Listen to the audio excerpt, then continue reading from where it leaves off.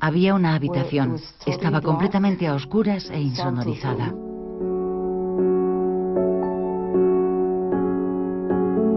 Estaba acolchada, con las ventanas cegadas, en la más completa oscuridad. Y los metían en tubos con las piernas y los brazos inmovilizados.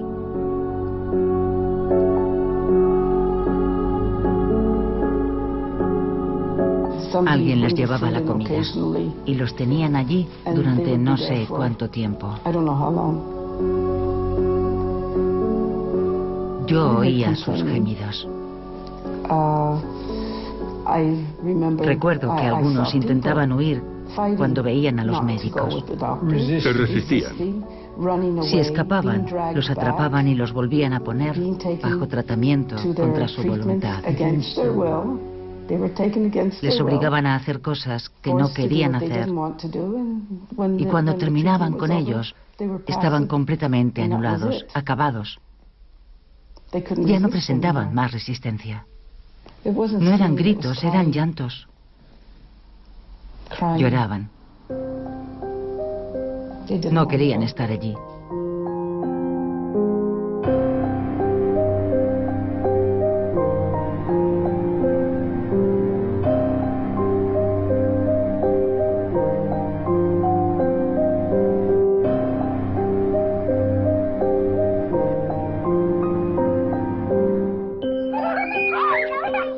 Terminaba la década de 1950, unos años en los que se pensaba que las guerras se habían terminado y se soñaba con un mundo en el que los niños pudieran vivir sin conocer la violencia.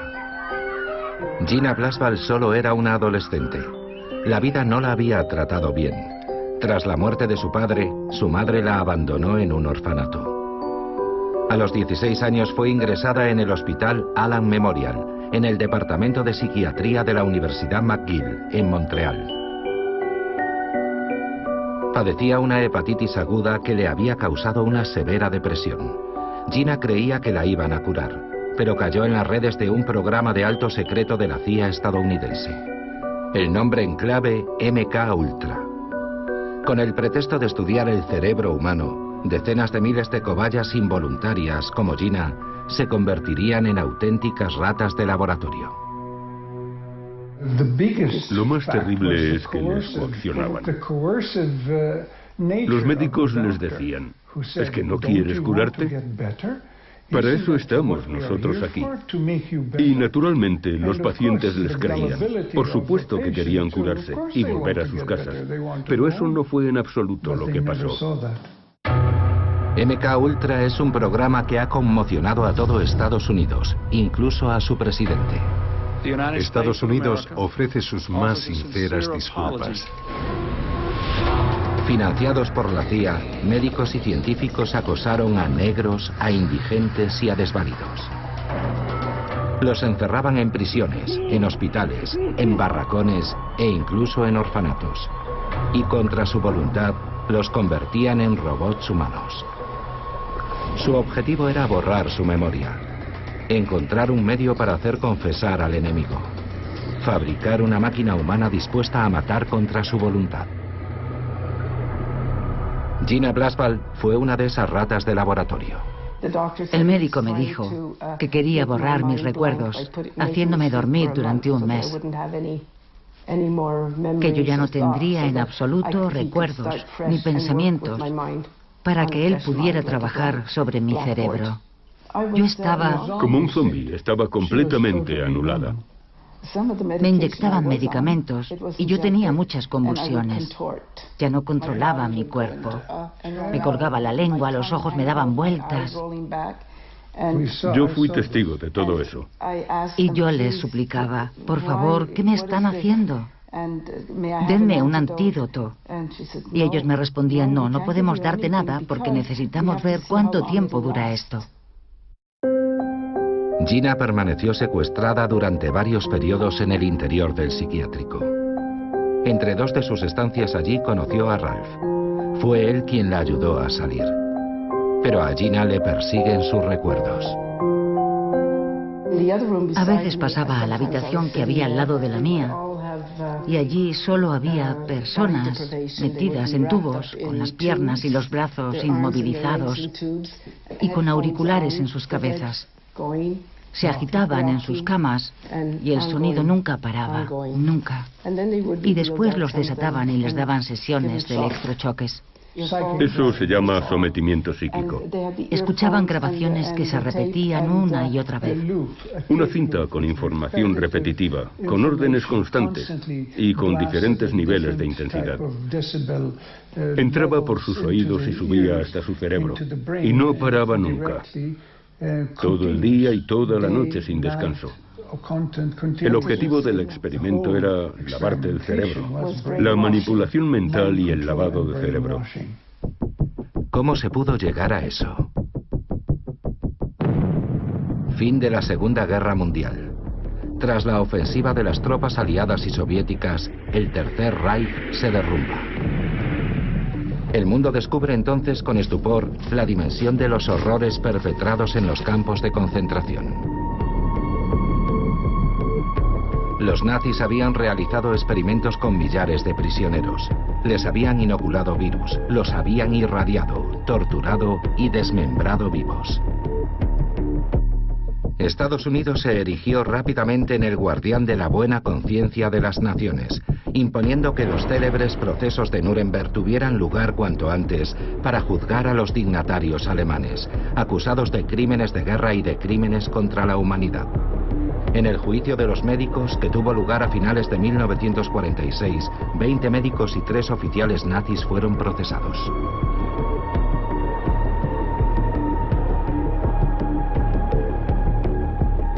Guilty or not guilty? Which verdict? 5 acusados fueron absueltos, 7 condenados a muerte y el resto a penas de prisión. Durante el desarrollo del proceso, Estados Unidos creó el Código de Nuremberg. Su contenido es ejemplar. En él se define el código ético que debe prevalecer en la experimentación médica con seres humanos. Pero al mismo tiempo, los estadounidenses codiciaban a los científicos y médicos alemanes y conseguían llevarlos a Estados Unidos. Justo después de la guerra, había muchos científicos alemanes expertos en bombardeos, en energía, en misiles, en cine, en medicina. Y los franceses, los ingleses, los rusos y los americanos querían llevarlos a sus países para que trabajaran a su servicio. El problema era que muchos de ellos estaban considerados criminales de guerra. El Departamento de Estado no quería concederles visados, de forma que no podían entrar en Estados Unidos. Entonces se iniciaron una serie de programas. El más famoso fue la Operación Paperclip. Gracias a ellos, muchos científicos alemanes fueron expatriados, eludiendo la exigencia de un visado del Departamento de Estado. Los americanos se aprovechan de los conocimientos de esos alemanes para realizar experimentos en muchos lugares, especialmente en aquellos países que consideraban que estaban bajo su control. Fue así como entre 1946 y 1948 en Guatemala inocularon el virus de la sífilis a cientos de soldados, prostitutas, presos e incluso niños. El resultado, 83 muertos. Por ese acto, Estados Unidos sería condenado. Los estadounidenses experimentan con personas desvalidas, aquellas que nunca se atreverían a protestar. En 1946 y durante 7 años, decenas de niños enfermos mentales son alimentados con cereales radiactivos en una escuela de Massachusetts. Es una terrible contradicción, una inmensa paradoja ver a Estados Unidos realizar aquellos peligrosos experimentos justo después de la guerra, después de haber llevado a los médicos nazis ante el Tribunal de Nuremberg en 1946 y 1947. Nosotros, ni los franceses, ni los ingleses, ni los rusos, sino nosotros, los estadounidenses. Nosotros llevamos a esos 23 médicos y responsables tribunales administrativos, ante un tribunal. Les sermoneamos, arengamos y les dimos lecciones sobre la forma correcta de hacer experimentos médicos. Y mientras, nuestros propios médicos inyectaban la sífilis a un montón de personas en Guatemala. Y al mismo tiempo, en hospitales de nuestro país, se inyectaba plutonio y otros elementos radiactivos a los pacientes. De forma que podría decirse que todo era una gran farsa, un gran juego de propaganda. ¿Qué importa? Los estadounidenses siempre pusieron la moral muy por detrás de los intereses de la nación. 3, 2, 1, fuego.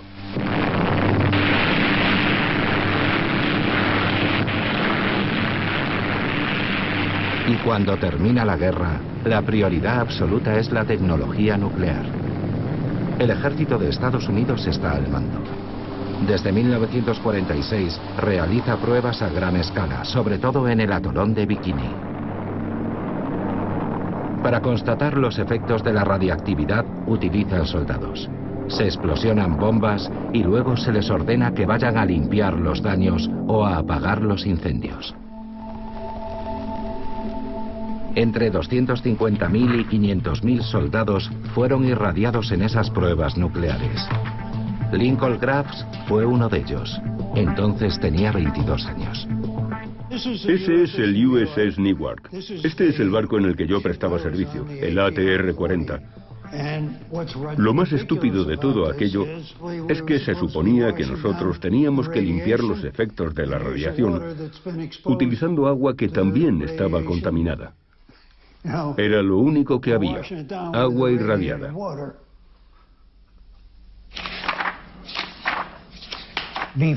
Antes de que nos enviaran a Bikini, todos debíamos firmar un contrato que era básicamente el juramento de que no le contaríamos a nadie lo que habíamos visto u oído durante nuestra misión. Los soldados son las cobayas perfectas, son disciplinados e ignoran por completo el riesgo que corren.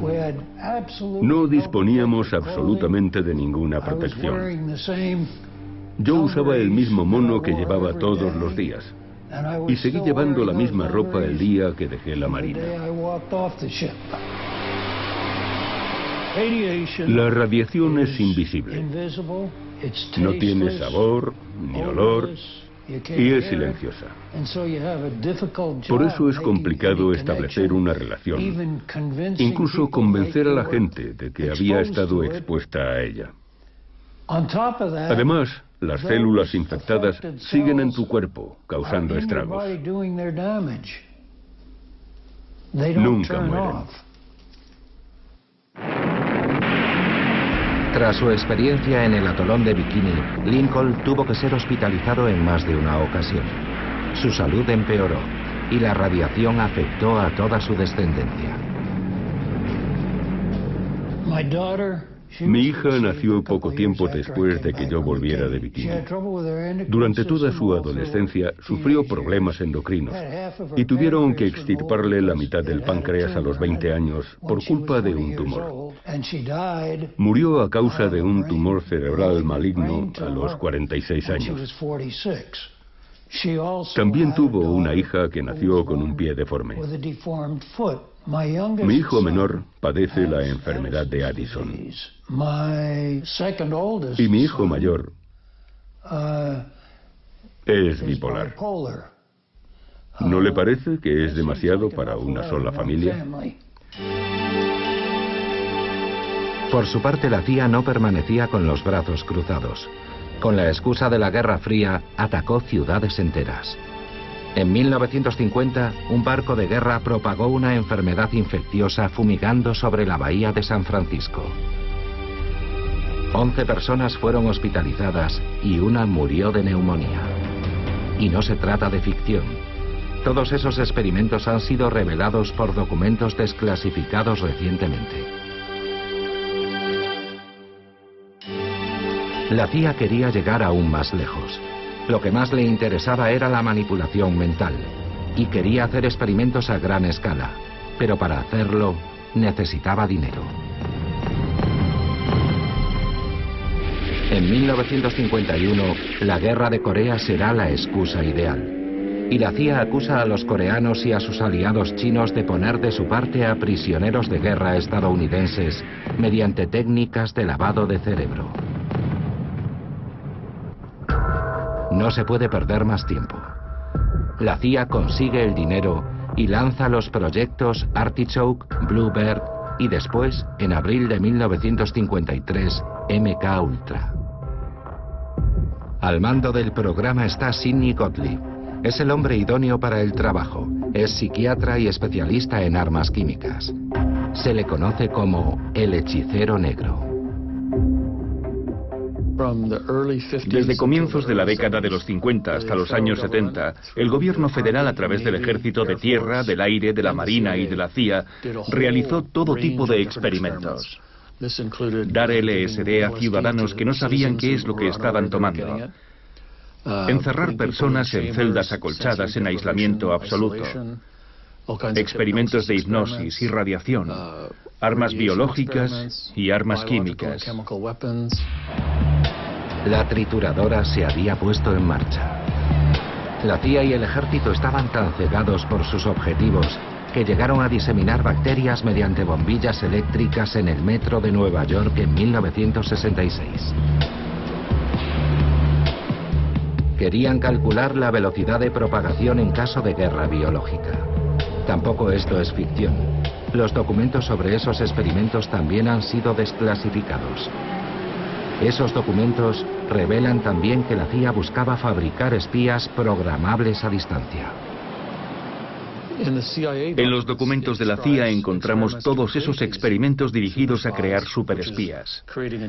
Se trataba de crear una nueva personalidad en una cobaya y de darle una misión, por ejemplo, matar a alguien, robar documentos o infiltrarse en una red de espionaje. Al terminar la misión se le reprogramaría y el sujeto no recordaría nada. La agencia estadounidense se interesa especialmente por el LSD. En los años 50 esa droga no es ilegal. La CIA recluta voluntarios dispuestos a viajar a expensas de los servicios secretos.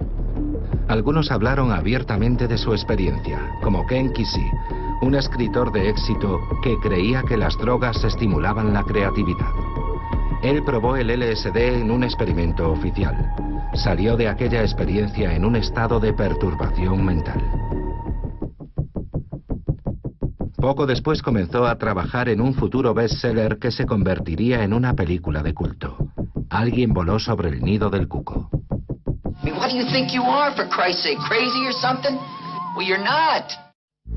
Gracias al apoyo involuntario de los hippies y de algunos artistas, los científicos americanos no tuvieron muchas dificultades para que se aceptaran sus experimentos con el LSD.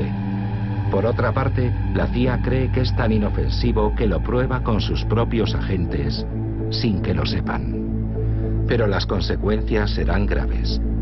Algunos se vuelven paranoicos, como el bioquímico Frank Olson, que murió en 1953, lanzándose desde el 11º piso de un hotel neoyorquino. Otro revés tuvo lugar en 1955 en San Francisco. La CIA reclutó a George White, un agente antidrogas, para que montara 2 prostíbulos. Las prostitutas animarían discretamente las bebidas de sus clientes con dosis de LSD. Detrás de un cristal, la CIA observaba sus reacciones. A algunos les entraba el pánico, otros se volvían locos. Uno de ellos cometió un atraco mientras alucinaba y acabó en prisión. Si tomas LSD de forma voluntaria, esperando hacer un buen viaje y rodeado de amigos, suele salir bien. Pero si estás en la cárcel o en una sala de interrogatorios y empiezas a alucinar sin saber siquiera que estás bajo los efectos del ácido, seguramente tendrás un mal viaje. Los científicos intentaron demostrar que tener un mal viaje no era tan dramático. En este experimento, filmado en 1955, le piden a un artista que beba una dosis de LSD. Vamos a comenzar este experimento. ¿A qué sabe? A nada. ¿Qué color tiene? No tiene. ¿Puede decirme cómo se llama? William Alark. Después le piden que dibuje los rasgos de un ser humano antes de que sienta los primeros efectos. Tenemos la suerte de contar con un artista que sabe dibujar. Y le someten a una batería de pruebas. Pocas horas después, el artista debe volver a dibujar un retrato. Pero no lo consigue. Y poco a poco, bajo la mirada del psiquiatra, cae en un estado de esquizofrenia. Está volviendo a emocionarse. Mire la imagen. Mírela. Mírela. Y concéntrese en las cejas. Es donde estaba. Ahora mire las dos imágenes y compárelas. Los ojos, por ejemplo, me parecen iguales. Estas imágenes de propaganda sugerían que los experimentos estaban supervisados y que no eran peligrosos. Pero la realidad era menos presentable. El LSD fue seleccionado porque todo el mundo lo conocía, pero durante una comisión del Senado de los años 70, el alto mando del ejército hizo pública una lista de 125 productos utilizados en el marco de sus experimentos sobre el control mental. Y a eso hay que sumar los de la Marina, el Ejército del Aire y la CIA. La CIA y el ejército competían en sus demenciales prácticas. El ejército también realizaba experimentos a gran escala, sobre todo en el arsenal de Edgewood, donde se probaban armas químicas con la inestimable ayuda de algunos científicos del Tercer Reich. Pero también se experimentaba con drogas que afectaban a la conducta. Ese departamento estaba dirigido por un psiquiatra militar, James Ketchum. Allí experimentó con más de una treintena de productos tóxicos. Ketchum se interesó por el LSD, pero sobre todo por el bencilato o BZ, una droga mucho más potente que el LSD. ¿Cuál era el objetivo de sus investigaciones? Intentábamos encontrar una droga. El bencilato fue nuestra primera elección, que pudiera utilizarse en tiempos de guerra para neutralizar temporalmente al enemigo. De hecho, se consiguió, y se fabricaron algunas pequeñas bombas que podían usarse sobre el terreno. Las bombas llevaban bencilato y podían explotar sobre el campo de batalla. No eran armas de destrucción masiva, estaban destinadas a ser usadas en un lugar determinado que podía ser rodeado y controlado, pero no invadido, sin arriesgarnos a sufrir muchas bajas en nuestro bando. Para sus experimentos, James Ketchum utilizaba soldados. No menos de 7.000 hicieron de cobayas para los laboratorios Edgewood. Ketchum afirma que todos eran voluntarios, pero varias decenas de soldados siguen pleiteando contra el ejército hoy en día por los efectos secundarios que ellos atribuyen a esas drogas. Imputado, el psiquiatra militar considera absurdas esas acusaciones. Claro que no era tortura. No podía serlo. Los manteníamos en celdas acolchadas, con enfermeras y ayudantes. Y los médicos supervisábamos cómo estaban y cuáles eran los efectos. Los voluntarios estaban muy contentos de participar. Nosotros teníamos que seleccionar a 3 o 4 entre todos los que se presentaban.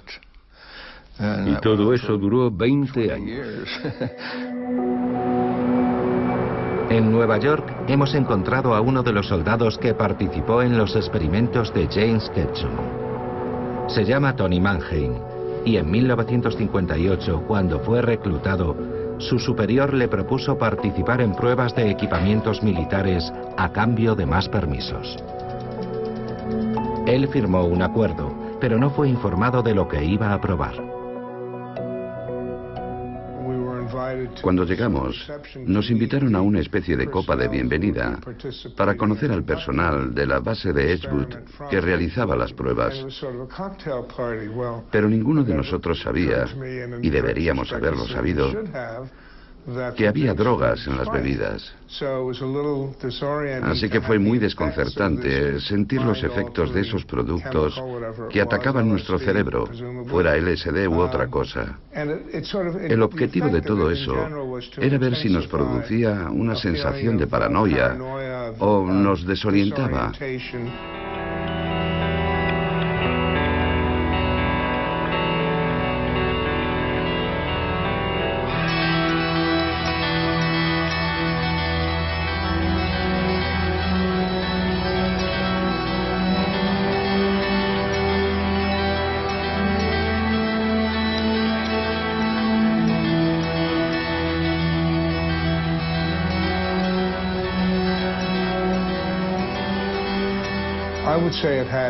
Yo diría que después de esa experiencia, todo aquello tuvo efectos psicológicos muy negativos y de una duración considerable.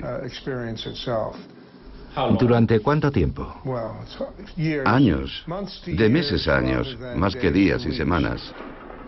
Ketchum afirma que los ensayos se realizaban bajo una estrecha supervisión y que su propio equipo nunca había cuestionado la ética de sus experimentos.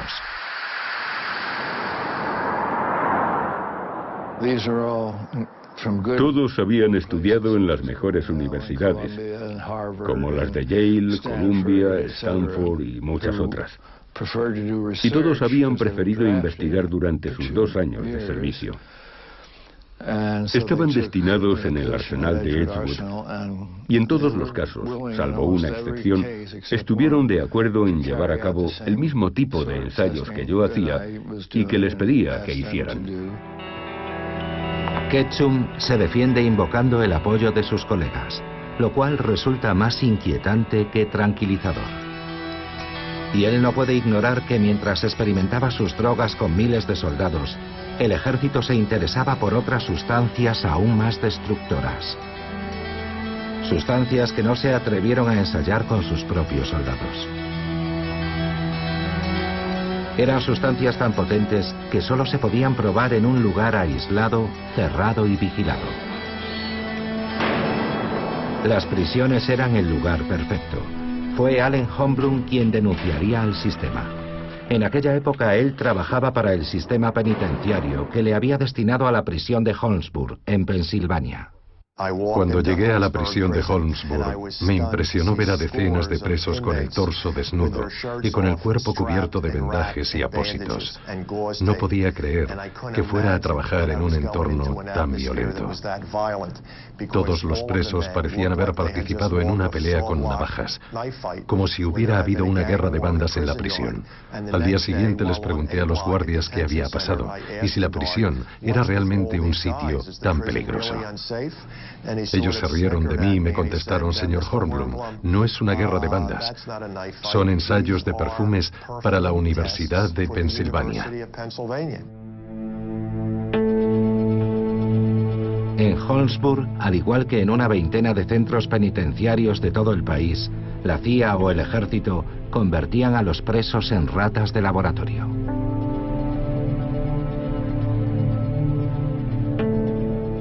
Los experimentos iban desde aplicar sustancias inocuas como el chocolate para ver si producía granos, hasta la utilización de productos extremadamente peligrosos, suministrados bajo la supervisión de los médicos.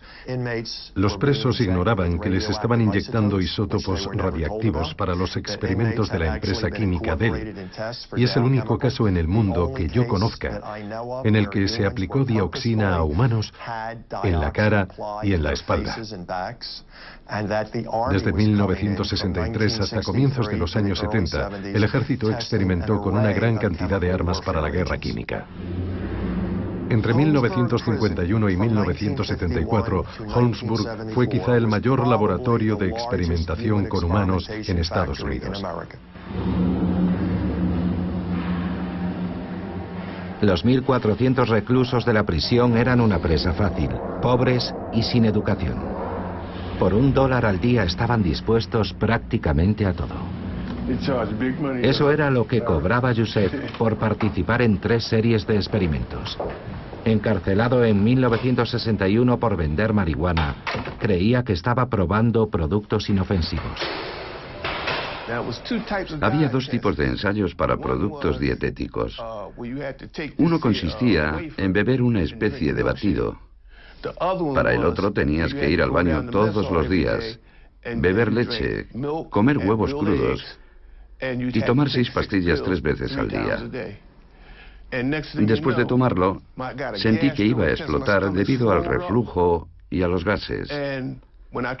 Y cuando intenté ir al baño, sentí como si mi recto se hubiese dado la vuelta, como si tuviera un montón de hemorroides. Entonces fui a ver al médico, que me dijo: Dios mío, esto es terrible. Le dije: ¿puede recetarme algo?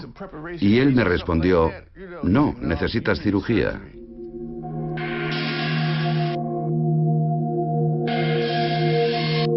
Tras los muros de la prisión, los servicios estadounidenses se sienten todopoderosos. No existen límites para ellos.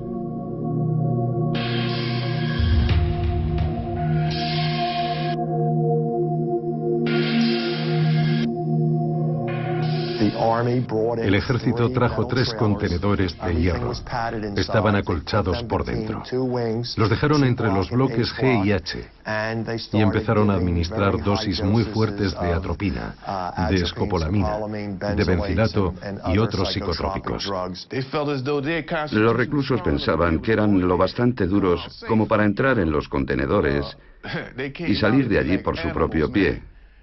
Pero cuando salían eran como animales, estaban muy violentos. Un tipo casi arrancó la puerta de uno de los contenedores, intentando huir.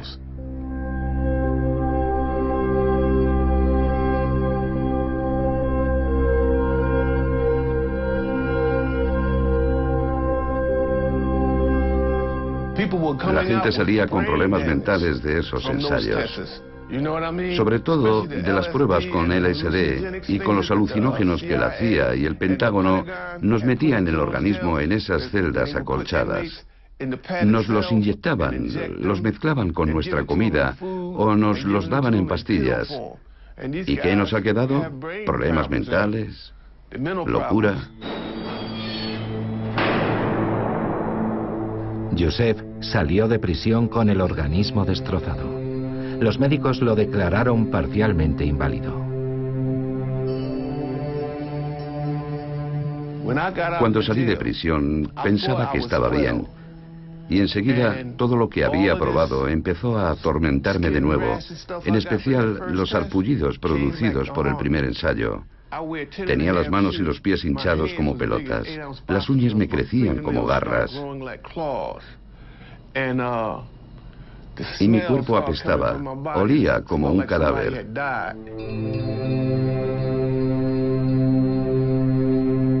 Desde entonces hasta hoy, mi vida ha sido una calamidad. Tengo el hígado dañado, problemas genitales permanentes, y ya no sé qué le pasa a mis manos. Siento hormigueo en los pies. Tengo cáncer de próstata. Es un auténtico infierno. Mientras el ejército reclutaba principalmente en las prisiones, la CIA merodeaba por los hospitales. Había prometido una recompensa para quien lograra transformar a un ser humano en un robot. Más de 20 años después de que el programa MK Ultra finalizara, sus víctimas denunciaron lo lejos que la CIA estaba dispuesta a llegar para lograr su objetivo. Esta mujer, Claudia Mullen, declaró ante el comité encargado de evaluar los daños infligidos a las víctimas. Me convertí en un peón en manos del gobierno. El objetivo era someterme y crear al espía ideal con la ayuda de productos químicos. Utilizaban irradiación, drogas, hipnosis, electrochoques, inmersiones en bañeras llenas de agua, privación del sueño, lavado de cerebro y abusos verbales, psíquicos, emocionales y sexuales. Fui explotada durante casi 30 años de mi vida y la única explicación que recibí fue que el fin justifica los medios y que servía a mi patria en su valeroso esfuerzo por luchar contra el comunismo.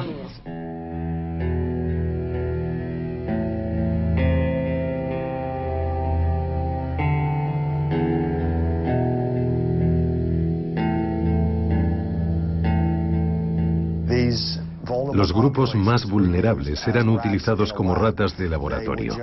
Abusaban de ellos, les inyectaban lo que querían, sobrepasaron todos los límites. Lo que pasó en Estados Unidos nunca debería haber pasado. Si hubieran hecho lo mismo en la Alemania nazi, los habríamos denunciado y les habrían declarado culpables. Pero todo eso no ocurrió allí, ocurrió aquí.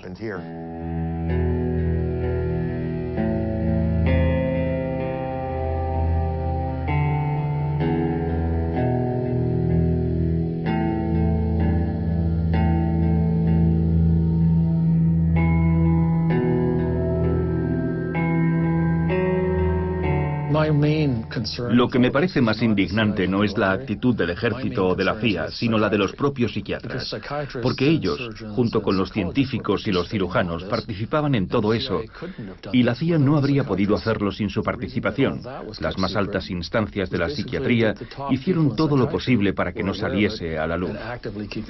Y no se trataba de un par de psiquiatras desconocidos, sino de los principales nombres de la psiquiatría. Y en ese escenario, un hombre destacó sobre todos los demás, Ewen Cameron, un psiquiatra escocés que fue elegido presidente de la respetada Asociación Mundial de Psiquiatría. Él mismo fue el responsable de la evaluación de los médicos alemanes juzgados durante el proceso de Nuremberg. Ewen Cameron fue reclutado por la CIA en 1957 y desde entonces se sintió investido de un poder absoluto. Todos los pacientes le tenían miedo. Ninguno de nosotros queríamos tener contacto personal con él. Era un hombre extraño. Él representaba el sufrimiento. En el Hospital Allen Memorial, en el departamento psiquiátrico de la Universidad McGill, que él mismo fundó en Montreal, Ewen Cameron experimenta más allá de lo soportable. Sus cobayas eran encerradas en habitaciones negras acolchadas. La reputación del prestigioso psiquiatra servía de cebo para sus futuras víctimas. Había allí una niña de 13 años que parecía normal. La única razón por la que estaba allí era que se ponía nerviosa cuando tenía que hacer un examen. Los médicos le sugirieron que viera al doctor Cameron para que la ayudara. La ingresaron y aquella fue la última vez que la vi. También había un chico, nunca decía nada. Se pasaba todo el día apoyado en la pared mirando sus pies. Otros se quejaban de dolorosas y constantes jaquecas. No recordaban quiénes eran ni qué hacían allí. Las cobayas eran inducidas a un coma artificial que duraba varias semanas y recibían dosis masivas de electrochoques mientras una grabación con órdenes se repetía una y otra vez. Drogas, hipnosis, privación del sueño, lo probaron todo. Algunos perdieron la capacidad de hablar, sufrían incontinencia y ya no reconocían ni a sus propios padres. ¿Cree que murió gente allí? Sí. Por supuesto. ¿Por qué dice eso? Muchos desaparecieron y otros se suicidaron. Y cuando Gina intentó encontrar a algunos pacientes ingresados en aquella época, no encontré a nadie. No encontramos a nadie. Ni rastro. Hubo muertos en muchos lugares, y gracias al valor de algunos denunciantes, se conocieron públicamente las dimensiones del desastre. En 1972, Martha Stevens era profesora de inglés en la Universidad de Cincinnati. Ella descubrió que el departamento de medicina de la universidad irradiaba masivamente todo el cuerpo a pacientes que llegaban con tumores benignos. Martha comenzó a investigar. Descubrió que el ejército financiaba el programa y se puso en contacto con los enfermos. Esta es una fotografía de una familia que perdió a su madre, Maud Jacobs, en cuestión de pocos días. La llevaron al sótano, la colocaron delante de una máquina espantosa y le irradiaron todo el cuerpo en una sola sesión. Volvió a su casa pero por la noche se sintió muy enferma. Ella no estaba enferma antes de que la sometiesen a esas prácticas. Y sin embargo, murió 3 semanas después de haber estado allí abajo. Tenemos sus análisis de sangre y sabemos que murió de neumonía a causa de los efectos sobre su médula espinal. Ellos son sus hijos y esta es Maud Jacobs, una mujer de Kentucky que vivía en Cincinnati. Ellos buscaban gente negra, ancianos, enfermos, pobres.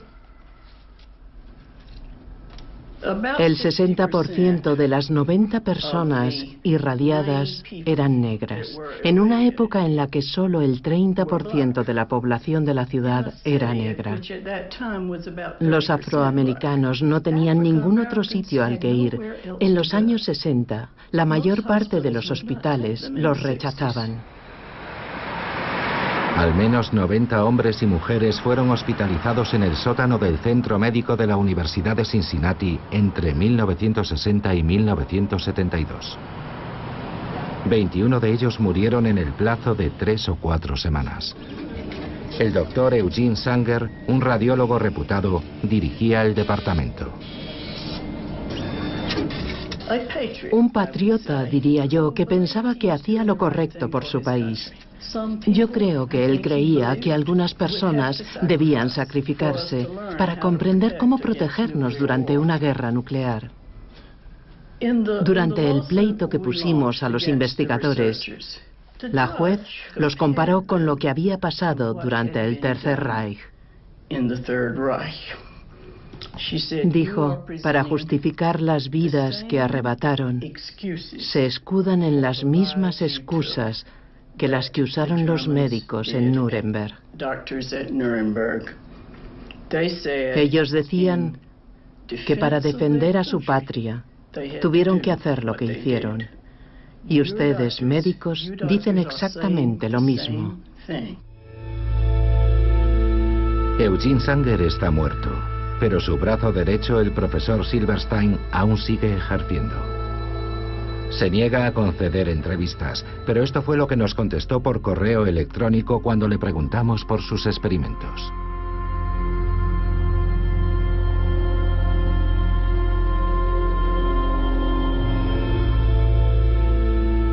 Es una extraña afirmación, considerando que la Universidad de Cincinnati fue condenada a indemnizar a las familias con $5 millones.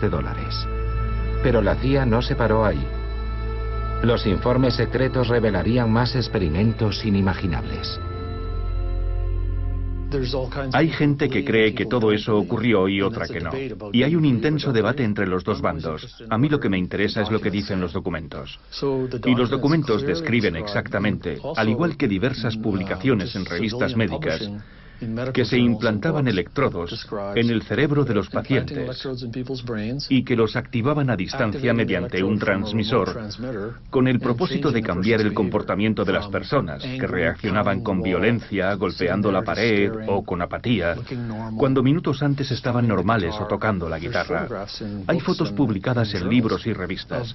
En ellas vemos gatos y monos, pero también a hombres a los que habían colocado electrodos en el cerebro para controlar su conducta a distancia. Es un hecho científico demostrado.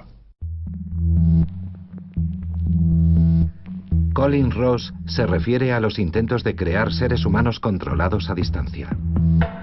La CIA estaba especialmente interesada en el trabajo de un científico español, el doctor Delgado, que realizó sus primeros experimentos con un toro. Al principio el animal está relajado en la plaza y embiste contra el capote que agitan delante de él. Después le implantan al toro un receptor en el cerebro. Poco después, cada vez que embiste, un impulso eléctrico hace que se detenga repentinamente. Los documentos desclasificados muestran que se usaron sistemas más sofisticados en el cerebro de seres humanos, como en el caso de esta niña. Muy sonriente, su conducta se torna de repente violenta cuando el transmisor se activa.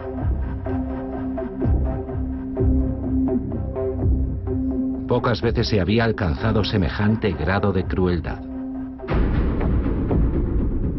¿Cómo se puso fin a esos absurdos experimentos?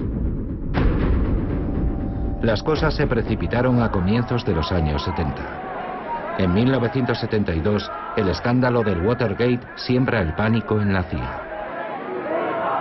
La agencia había destrozado todos los códigos éticos y su director, Richard Helms, no había informado al presidente de lo que se tramaba en sus laboratorios. En 1973, Helms ordenó la destrucción de todos los documentos relativos al programa MK-Ultra y también que se pusiera fin a los experimentos. Dimitió inmediatamente después. En 1974, el presidente Gerald Ford juró su cargo. Quería saber todo lo que estaba pasando y se centró especialmente en la CIA.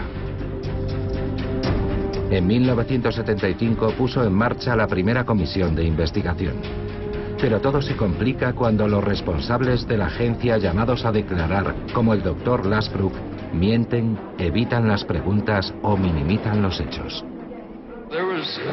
Habíamos oído decir que se podían conseguir grandes cosas gracias a la hipnosis. En uno de nuestros proyectos teníamos un hipnotizador que hacía experimentos para intentar definir los límites de la hipnosis. ¿Era posible obligar a alguien a hacer cosas que no quería hacer mediante la hipnosis? Como sucede a menudo, la fortaleza comenzó a resquebrajarse por dentro. Un archivero encontró muchas cajas olvidadas por el director de la CIA y las entregó a la comisión de investigación. Parte de ese millar de documentos son ahora públicos. Colin Ross ha tenido acceso a esas 20.000 páginas. Bien, aquí tenemos el proyecto 14 del programa MK-Ultra. Así son estos documentos. Hay muchas páginas donde no hay gran cosa. La gran mayoría son informes financieros. Este está firmado por Sidney Gottlieb, el responsable del programa. Hay muchas cosas que han suprimido. Estos documentos son solo una gota de agua en el océano de los experimentos, pero demuestran que la CIA había puesto en marcha al menos 149 programas, en los que colaboraban 80 instituciones, incluidas algunas de las universidades más importantes de Estados Unidos. La aparición de los documentos obligó al Senado a abrir varias investigaciones. Fue así como se descubrió la extensión de los tentáculos de la CIA, infiltrada en toda la maquinaria del poder. ¿Financia la CIA a muchas personas que trabajan en el seno de grandes periódicos nacionales? Tenemos personas que escriben para periódicos nacionales. ¿Financia la CIA a personas que trabajan para las televisiones nacionales?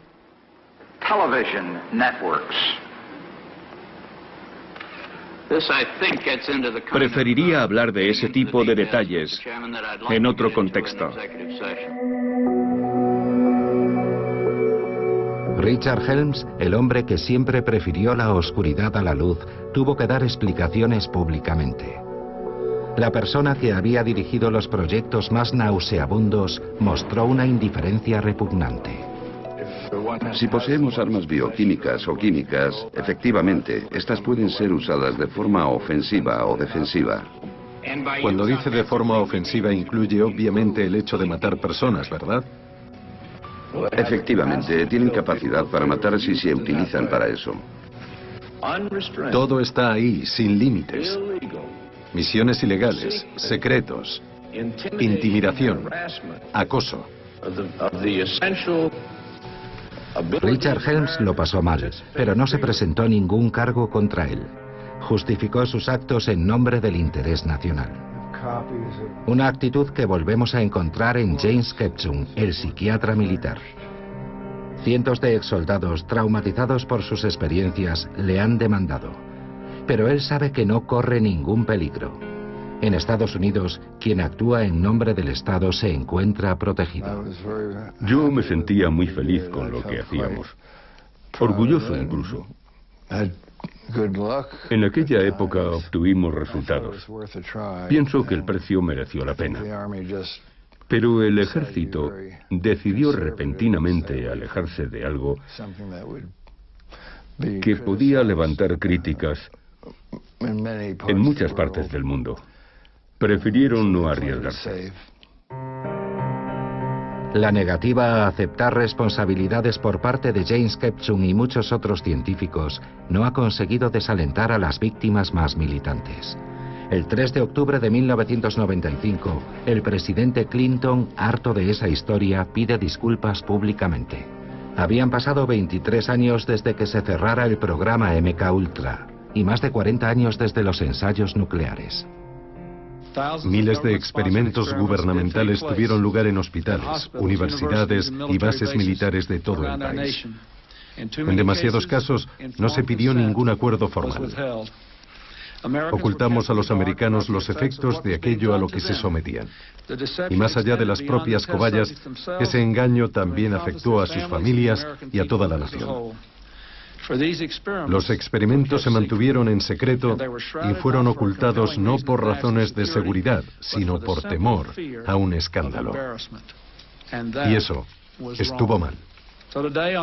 Hoy, por lo tanto, en nombre de una nueva generación de políticos y de una nueva generación de ciudadanos americanos, Estados Unidos de América presenta sus más sinceras disculpas a los ciudadanos que fueron víctimas de esos experimentos, a sus familias y a sus comunidades.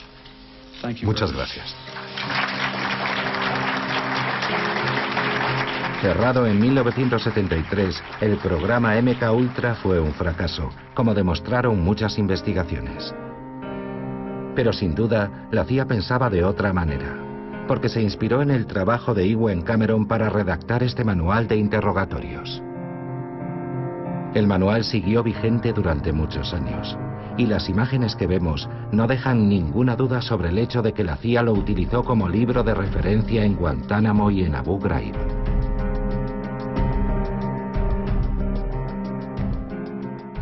Estoy convencido de que todavía hoy las técnicas de control mental siguen siendo utilizadas por todos los servicios secretos del mundo. Y sin duda, también por los terroristas. ¿Por qué lo creo? Solo hay que mirar las fotos que se hicieron en Guantánamo y en la prisión de Abu Ghraib. Ahí aparecen todos los ingredientes de la manipulación mental diseñados por la CIA en los años 50. Por ejemplo, sabemos que el interrogatorio ofensivo, término de moda en Inglaterra y Estados Unidos, no es más que un lavado de cerebro. Son las mismas técnicas: descargas eléctricas, posturas incómodas, humillaciones sexuales o culturales, privación del sueño o del alimento, perros de presa, amenazas de muerte, técnicas del policía bueno y el policía malo. Todo eso es manipulación mental.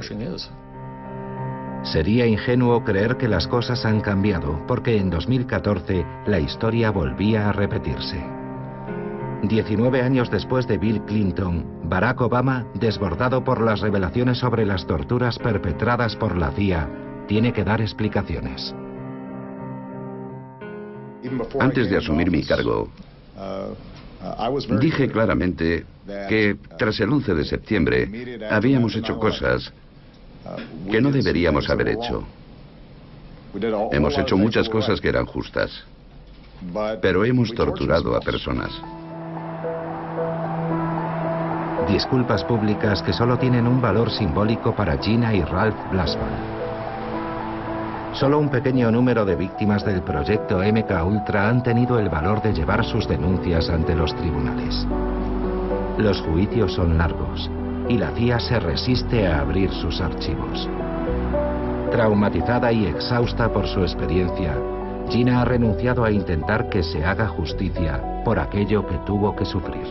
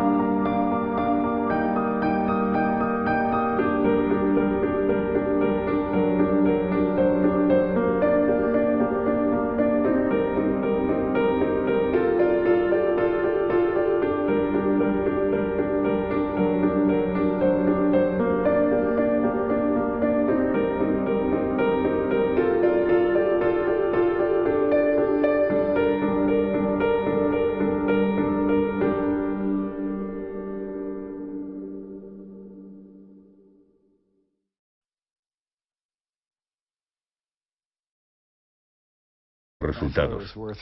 Pienso que el precio mereció la pena. Pero el ejército decidió repentinamente alejarse de algo que podía levantar críticas en muchas partes del mundo. Prefirieron no arriesgarse. La negativa a aceptar responsabilidades por parte de James Kepchum y muchos otros científicos no ha conseguido desalentar a las víctimas más militantes.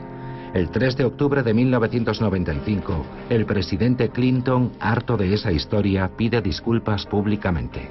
Habían pasado 23 años desde que se cerrara el programa MK-Ultra y más de 40 años desde los ensayos nucleares. Miles de experimentos gubernamentales tuvieron lugar en hospitales, universidades y bases militares de todo el país. En demasiados casos no se pidió ningún acuerdo formal. Ocultamos a los americanos los efectos de aquello a lo que se sometían. Y más allá de las propias cobayas, ese engaño también afectó a sus familias y a toda la nación.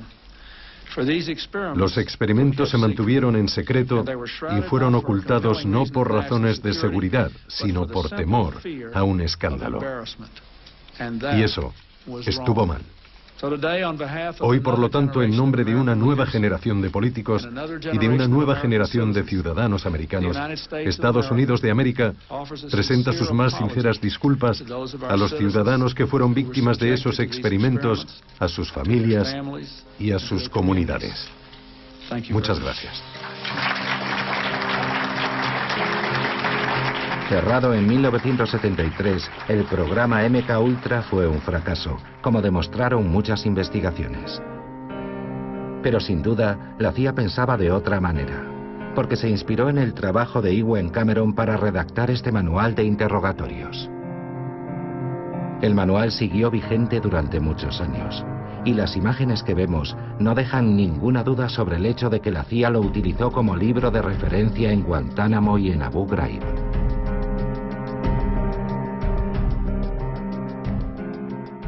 Estoy convencido de que todavía hoy las técnicas de control mental siguen siendo utilizadas por todos los servicios secretos del mundo. Y sin duda, también por los terroristas. ¿Por qué lo creo? Solo hay que mirar las fotos que se hicieron en Guantánamo y en la prisión de Abu Ghraib. Ahí aparecen todos los ingredientes de la manipulación mental diseñados por la CIA en los años 50. Por ejemplo, sabemos que el interrogatorio ofensivo, término de moda en Inglaterra y Estados Unidos, no es más que un lavado de cerebro. Son las mismas técnicas. Descargas eléctricas. Ellos buscaban gente negra, ancianos, enfermos, pobres. El 60% de las 90 personas irradiadas eran negras, en una época en la que solo el 30% de la población de la ciudad era negra. Los afroamericanos no tenían ningún otro sitio al que ir. En los años 60, la mayor parte de los hospitales los rechazaban. Al menos 90 hombres y mujeres fueron hospitalizados en el sótano del Centro Médico de la Universidad de Cincinnati entre 1960 y 1972. 21 de ellos murieron en el plazo de 3 o 4 semanas. El doctor Eugene Sanger, un radiólogo reputado, dirigía el departamento. Un patriota, diría yo, que pensaba que hacía lo correcto por su país. Yo creo que él creía que algunas personas debían sacrificarse para comprender cómo protegernos durante una guerra nuclear. Durante el pleito que pusimos a los investigadores, la juez los comparó con lo que había pasado durante el Tercer Reich. Dijo, para justificar las vidas que arrebataron, se escudan en las mismas excusas que las que usaron los médicos en Nuremberg. Ellos decían que para defender a su patria tuvieron que hacer lo que hicieron. Y ustedes, médicos, dicen exactamente lo mismo. Eugene Sanger está muerto, pero su brazo derecho, el profesor Silverstein, aún sigue ejerciendo. Se niega a conceder entrevistas, pero esto fue lo que nos contestó por correo electrónico cuando le preguntamos por sus experimentos.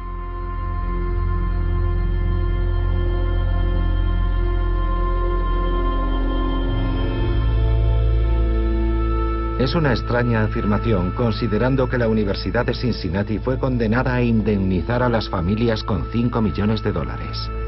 Pero la CIA no se paró ahí. Los informes secretos revelarían más experimentos inimaginables.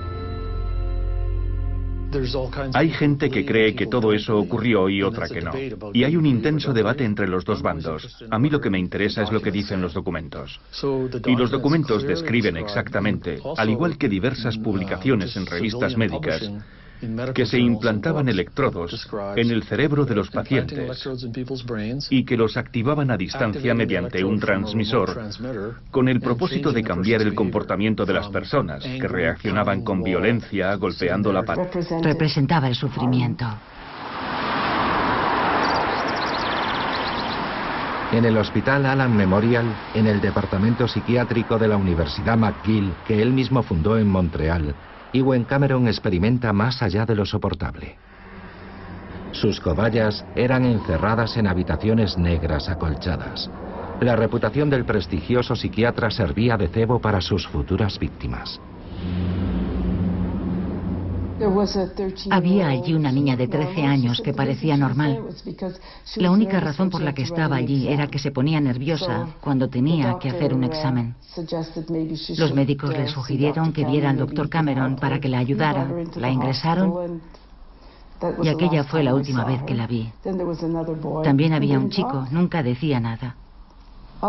Se pasaba todo el día apoyado en la pared mirando sus pies. Otros se quejaban de dolorosas y constantes jaquecas. No recordaban quiénes eran ni qué hacían allí. Las cobayas eran inducidas a un coma artificial que duraba varias semanas y recibían dosis masivas de electrochoques mientras una grabación con órdenes se repetía una y otra vez. Drogas, hipnosis, privación del sueño, lo probaron todo. Algunos perdieron la capacidad de hablar, sufrían incontinencia y ya no reconocían ni a sus propios padres. ¿Cree que murió gente allí? Sí. Por supuesto. ¿Por qué dice eso? Muchos desaparecieron y otros se suicidaron.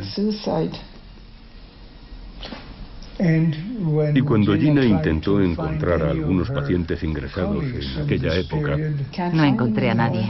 No encontramos a nadie. Ni rastro. Hubo muertos en muchos lugares y gracias al valor de algunos denunciantes se conocieron públicamente las dimensiones del desastre. En 1972, Martha Stevens era profesora de inglés en la Universidad de Cincinnati. Ella descubrió que el departamento de medicina de la universidad irradiaba masivamente todo el cuerpo a pacientes que llegaban con tumores benignos. Martha comenzó a investigar, descubrió que el ejército financiaba el programa y se puso en contacto con los enfermos. Esta es una fotografía de una familia que perdió a su madre, Maud Jacobs, en cuestión de pocos días. La llevaron al sótano, la colocaron delante de una máquina espantosa y le irradiaron todo el cuerpo en una sola sesión. Volvió a su casa, investido de un poder absoluto. Todos los pacientes le tenían miedo. Ninguno de nosotros queríamos tener contacto personal con él.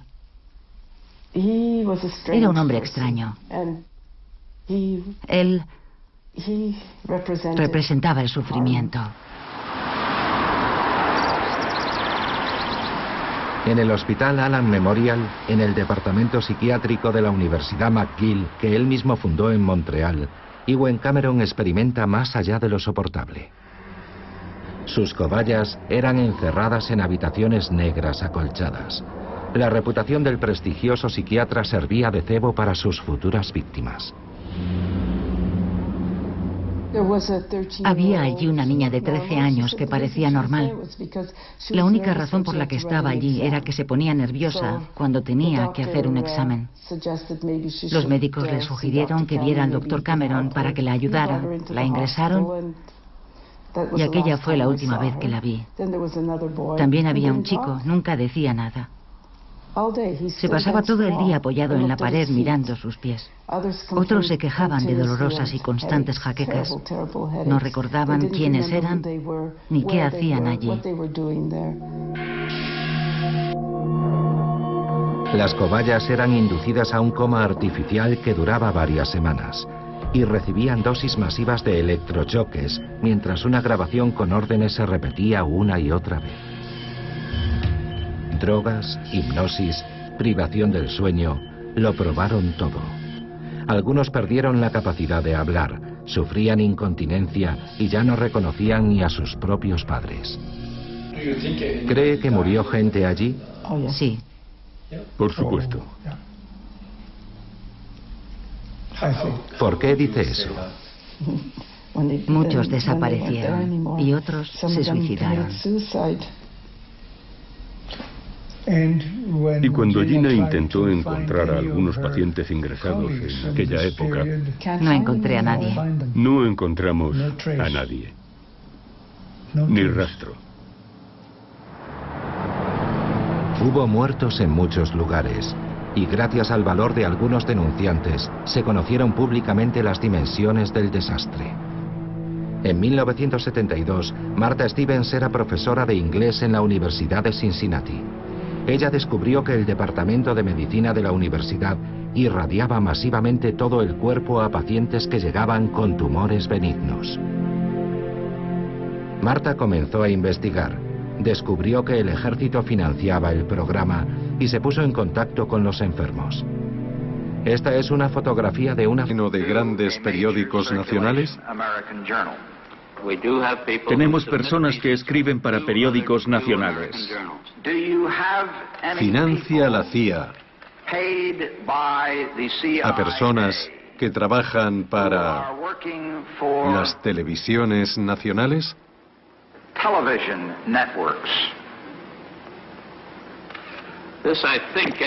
Preferiría hablar de ese tipo de detalles en otro contexto. Richard Helms, el hombre que siempre prefirió la oscuridad a la luz, tuvo que dar explicaciones públicamente. La persona que había dirigido los proyectos más nauseabundos mostró una indiferencia repugnante. Si poseemos armas bioquímicas o químicas, efectivamente, estas pueden ser usadas de forma ofensiva o defensiva. Cuando dice de forma ofensiva incluye obviamente el hecho de matar personas, ¿verdad? Efectivamente, tienen capacidad para matar si se utilizan para eso. Todo está ahí, sin límites. Misiones ilegales, secretos, intimidación, acoso. Richard Helms lo pasó mal, pero no se presentó ningún cargo contra él. Justificó sus actos en nombre del interés nacional. Una actitud que volvemos a encontrar en James Kepchum, el psiquiatra militar. Cientos de exsoldados traumatizados por sus experiencias le han demandado. Pero él sabe que no corre ningún peligro. En Estados Unidos, quien actúa en nombre del Estado se encuentra protegido. Yo me sentía muy feliz con lo que hacíamos. Orgulloso incluso. En aquella época obtuvimos resultados. Pienso que el precio mereció la pena. Pero el ejército decidió repentinamente alejarse de algo que podía levantar críticas en muchas partes del mundo. Prefirieron no arriesgarse. La negativa a aceptar responsabilidades por parte de James Kepchum y muchos otros científicos no ha conseguido desalentar a las víctimas más militantes. El 3 de octubre de 1995, el presidente Clinton, harto de esa historia, pide disculpas públicamente. Habían pasado 23 años desde que se cerrara el programa MK Ultra y más de 40 años desde los ensayos nucleares. Miles de experimentos gubernamentales tuvieron lugar en hospitales, universidades y bases militares de todo el país. En demasiados casos no se pidió ningún acuerdo formal. Ocultamos a los americanos los efectos de aquello a lo que se sometían. Los tipos más vulnerables eran utilizados como ratas de laboratorio. Abusaban de ellos, les inyectaban lo que querían, sobrepasaron todos los límites. Lo que pasó en Estados Unidos nunca debería haber pasado. Si hubieran hecho lo mismo en la Alemania nazi, los habríamos denunciado y les habrían declarado culpables. Pero todo eso no ocurrió allí, ocurrió aquí.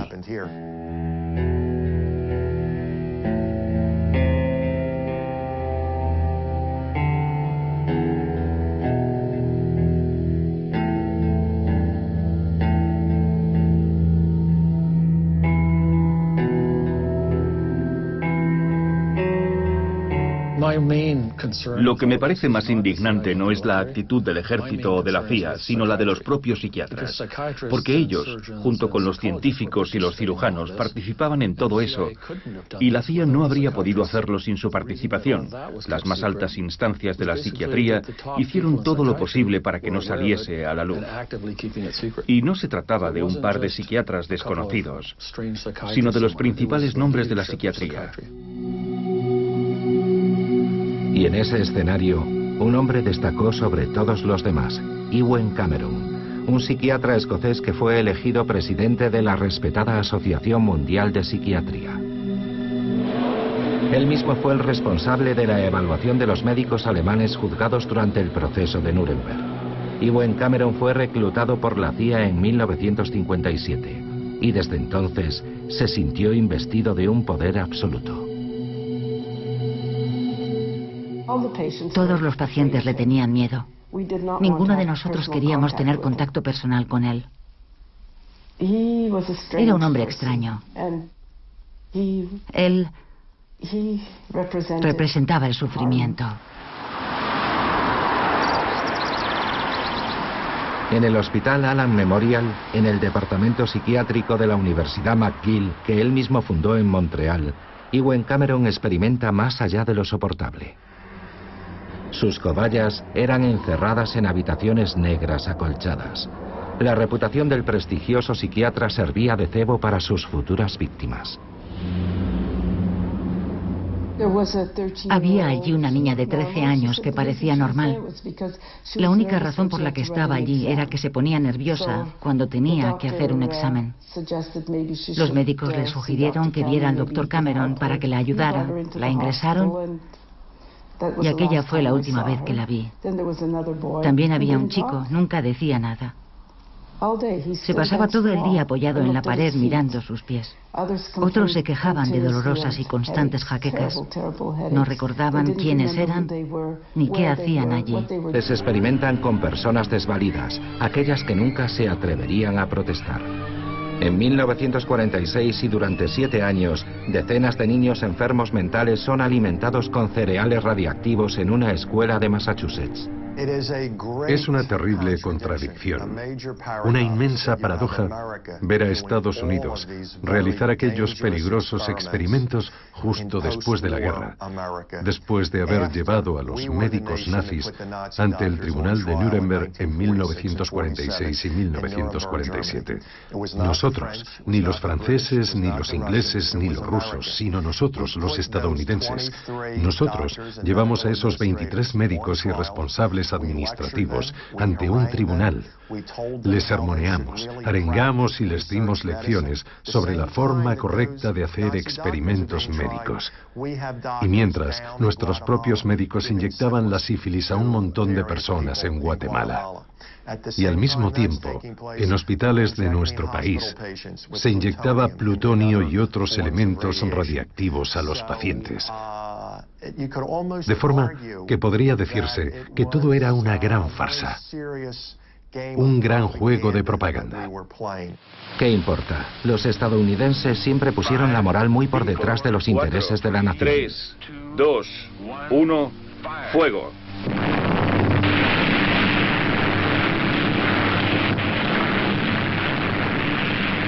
Y cuando termina la guerra, la prioridad absoluta es la tecnología nuclear. El ejército de Estados Unidos está al mando. Desde 1946 realiza pruebas a gran escala, sobre todo en el atolón de Bikini. Para constatar los efectos de la radiactividad, utilizan soldados. Se explosionan bombas y luego se les ordena que vayan a limpiar los daños o a apagar los incendios.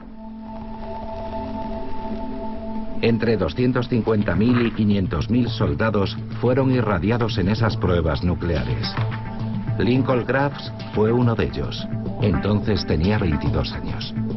Ese es el USS Newark. Este es el barco en el que yo prestaba servicio, el ATR-40.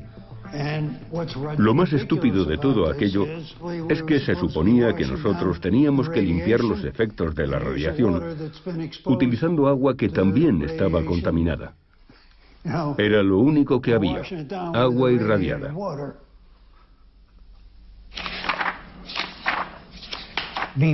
Antes de que nos enviaran a Bikini, todos debíamos firmar un contrato que era básicamente el juramento de que no le contaríamos a nadie lo que habíamos visto u oído durante nuestra misión.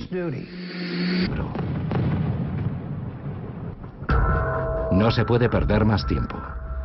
La CIA consigue el dinero y lanza los proyectos Artichoke, Bluebird y después, en abril de 1953, MK Ultra. Al mando del programa está Sidney Gottlieb. Es el hombre idóneo para el trabajo. Es psiquiatra y especialista en armas químicas. Se le conoce como el hechicero negro. Desde comienzos de la década de los 50 hasta los años 70, el gobierno federal, a través del ejército de tierra, del aire, de la marina y de la CIA, realizó todo tipo de experimentos. Dar LSD a ciudadanos que no sabían qué es lo que estaban tomando. Encerrar personas en celdas acolchadas en aislamiento absoluto. Experimentos de hipnosis y radiación. Armas biológicas y armas químicas. La trituradora se había puesto en marcha.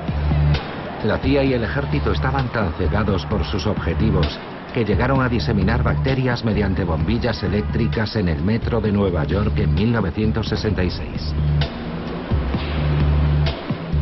Querían calcular la velocidad de propagación en caso de guerra biológica. Tampoco esto es ficción.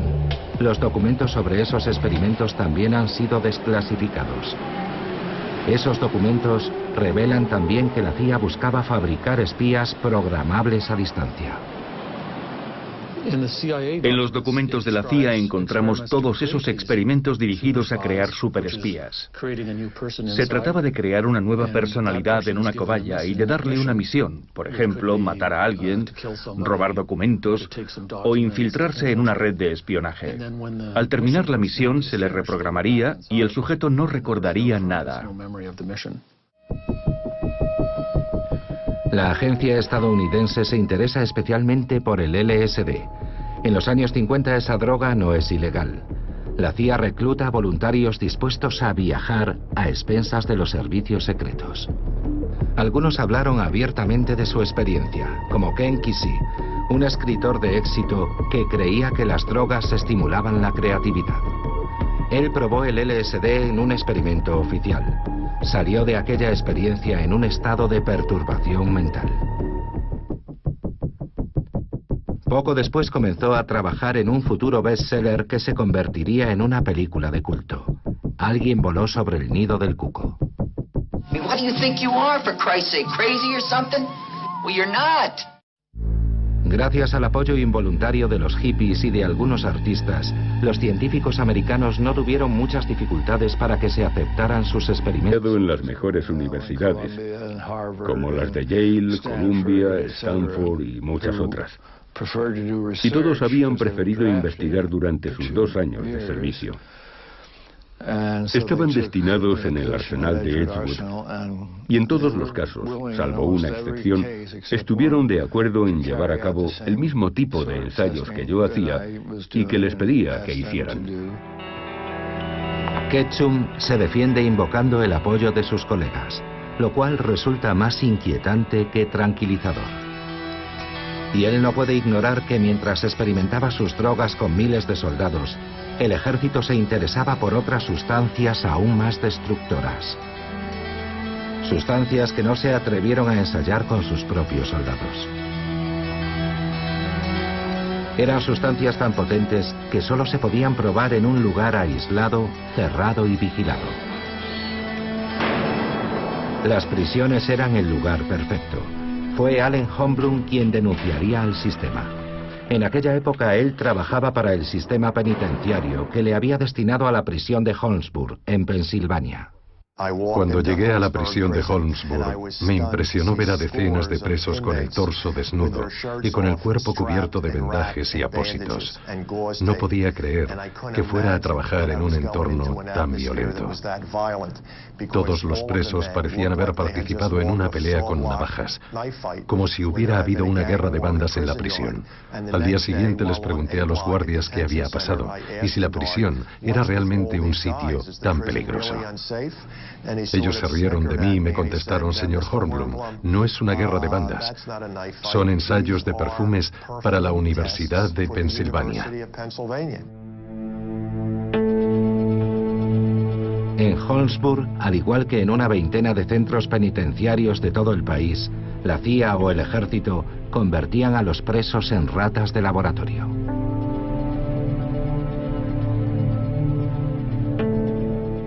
Los experimentos iban desde aplicar sustancias inocuas como el chocolate para ver si producía granos, hasta la utilización de productos extremadamente peligrosos, suministrados bajo la supervisión de los médicos.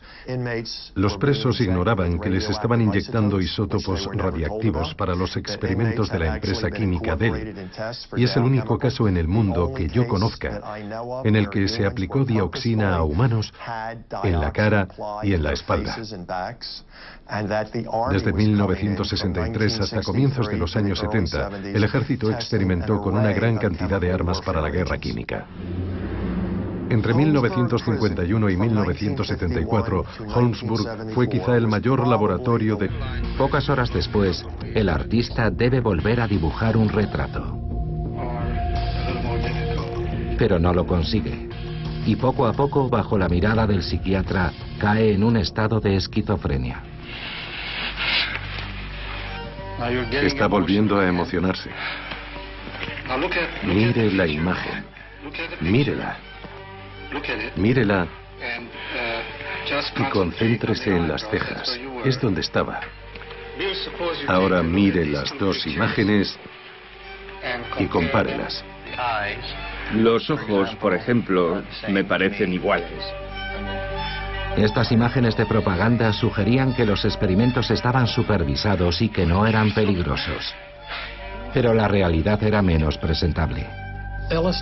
El LSD fue seleccionado porque todo el mundo lo conocía, pero durante una comisión del Senado de los años 70, el alto mando del ejército hizo pública una lista de 125 productos utilizados en el marco de sus experimentos sobre el control mental. Y a eso hay que sumar los de la Marina, el Ejército del Aire y la CIA. La CIA y el ejército competían en sus demenciales prácticas. El ejército también realizaba experimentos a gran escala, sobre todo en el arsenal de Edgewood, donde se probaban armas químicas con la inestimable ayuda de algunos científicos del Tercer Reich. Pero también se experimentaba con drogas que afectaban a la conducta. Ese departamento estaba dirigido por un psiquiatra militar, James Ketchum.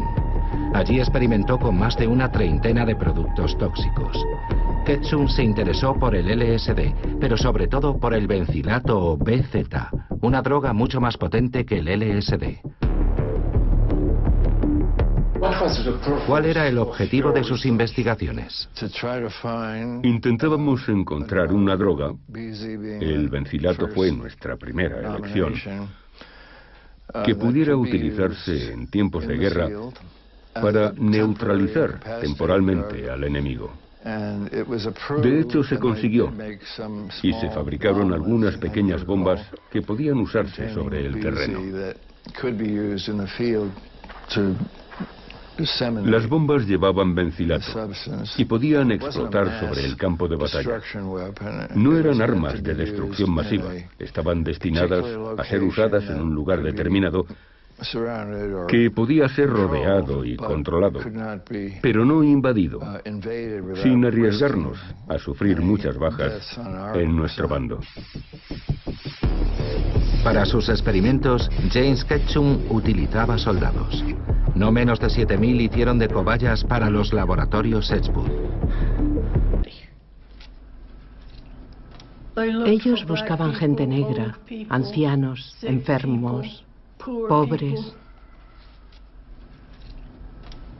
El 60% de las 90 personas irradiadas eran negras, en una época en la que solo el 30% de la población de la ciudad era negra. Los afroamericanos no tenían ningún otro sitio al que ir. En los años 60, la mayor parte de los hospitales los rechazaban. Al menos 90 hombres y mujeres fueron hospitalizados en el sótano del Centro Médico de la Universidad de Cincinnati entre 1960 y 1972. 21 de ellos murieron en el plazo de 3 o 4 semanas. El doctor Eugene Sanger, un radiólogo reputado, dirigía el departamento. Un patriota, diría yo, que pensaba que hacía lo correcto por su país. Yo creo que él creía que algunas personas debían sacrificarse para comprender cómo protegernos durante una guerra nuclear. Durante el pleito que pusimos a los investigadores, la juez los comparó con lo que había pasado durante el Tercer Reich. Dijo, para justificar las vidas que arrebataron, se escudan en las mismas excusas que las que usaron los médicos en Nuremberg. Ellos decían que para defender a su patria tuvieron que hacer lo que hicieron. Y ustedes, médicos, dicen exactamente lo mismo. Eugene Sanger está muerto, pero su brazo derecho, el profesor Silverstein, aún sigue ejerciendo. Se niega a conceder entrevistas, pero esto fue lo que nos contestó por correo electrónico cuando le preguntamos por sus experimentos.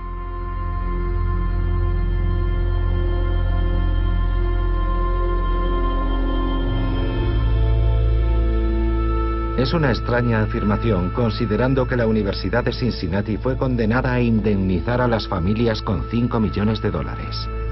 Pero la CIA no se paró ahí. Los informes secretos revelarían más experimentos inimaginables.